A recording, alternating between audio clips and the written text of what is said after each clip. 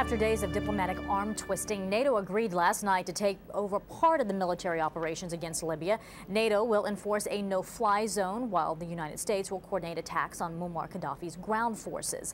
The Libyan leader tested the no-fly zone on Thursday, sending up a fighter jet, which was shot down by French pilots. Even before NATO came on board, the U.S. was handling about 1/4 of the air missions over Libya.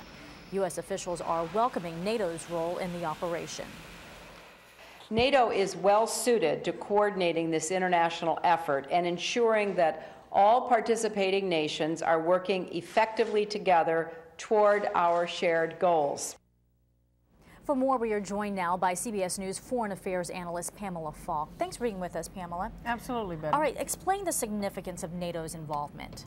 Well, the idea here was the Obama administration wanted to go in for a set period of time, not to have it seem like it's a major war or anything of the scale of Afghanistan and Iraq.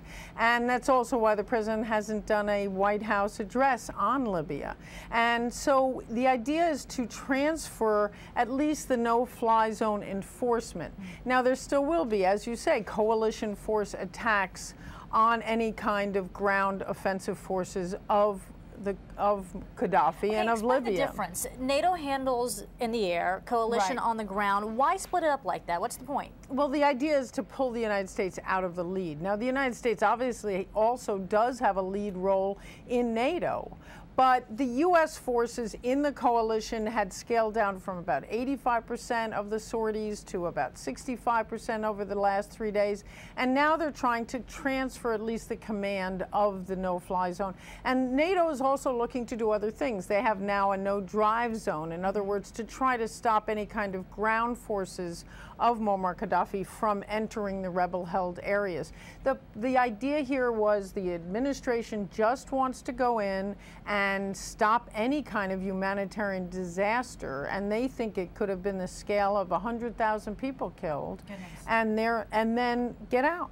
Okay, and that's the we've idea. heard the president say he wants it to be days, not weeks. Right. But the French UN have also said that, by the way. But the UN Secretary General has said, you know, look, we could take additional measures. The Security Council could take additional measures. Does that mean possible ground forces?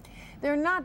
They're hoping not to have ground forces. What they want to do is have humanitarian corridors, because now you do have a lot of trapped citizens in different areas where they're surrounded by Gaddafi forces, and they're not getting water, they're not getting food. So the idea might be to send in a mission, some kind of a UN mission on the ground, but it wouldn't be ground forces.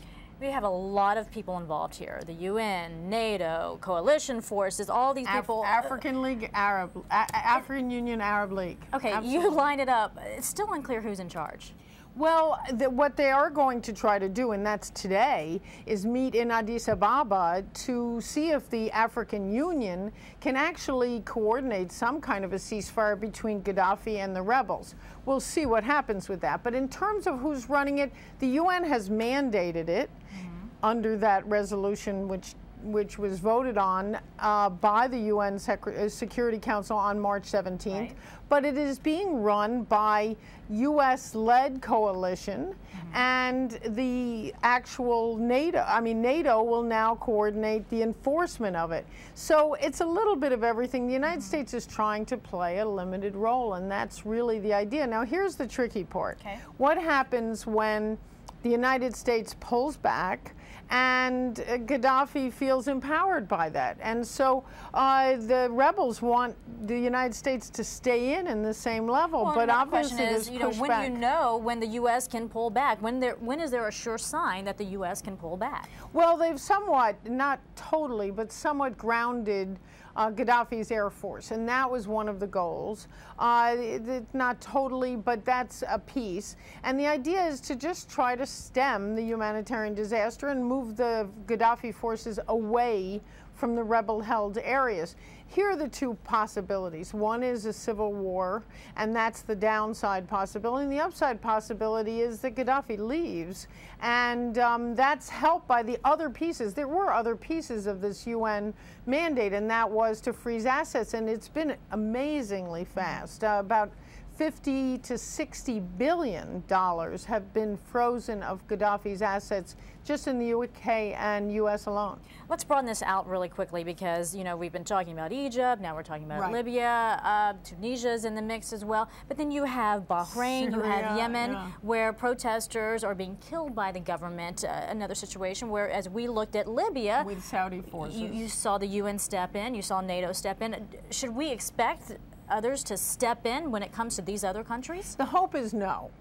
The short answer hope is that that won't be necessary. It was not necessary in Egypt, and it was not necessary in Tunisia, but their leaders got out. Tunisia really fast, and in Egypt relatively fast, and Hosni Mubarak is still in Egypt. Part of the problem with Gaddafi is he's been so brutal. There's no government infrastructure, so people have serious doubts about who the opposition is. But that has all been why the UN also referred this case to the International Criminal Court, because Gaddafi's been so brutal. I think this was an unusual case, and the hope would be in other countries they can try to resolve it. But it is a curious thing, isn't it, how rapidly the democracy movements have spread throughout the Middle East. Fast-moving developments nonetheless. Pamela Falk, thanks so much for your insight. We do appreciate it. CBS News Foreign Affairs analyst Pamela Falk.